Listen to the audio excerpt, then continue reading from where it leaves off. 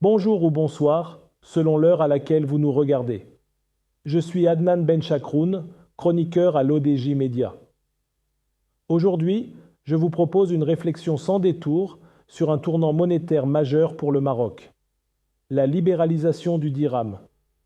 Une réforme profonde, technique mais éminemment politique, et pourtant, où sont les politiques? Silence radio pour l'instant. Oui, quand le gouverneur parle, je l'écoute et le pays l'écoute. Le gouverneur de Banque al-Maghrib, Abdellatif Jouahri, ne parle pas souvent, mais quand il le fait, c'est pour dire l'essentiel.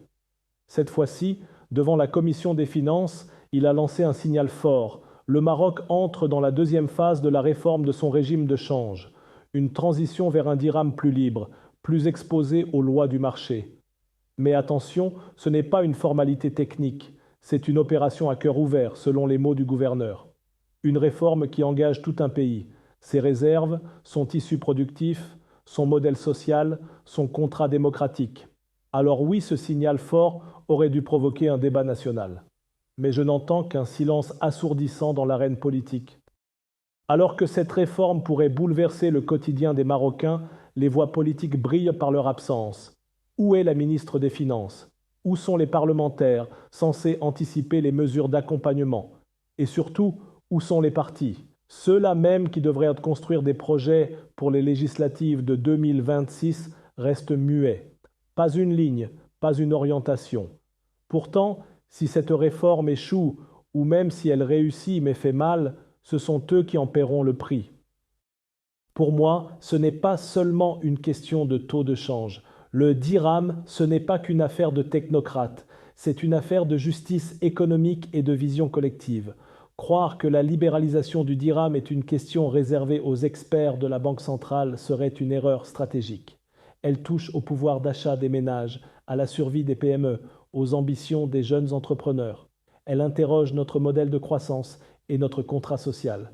Il faudra mettre en place des outils de couverture, maîtriser l'inflation, expliquer, écouter, corriger. Cela suppose un cadre politique solide, transparent, responsable et surtout présent. Regardons vers la Turquie.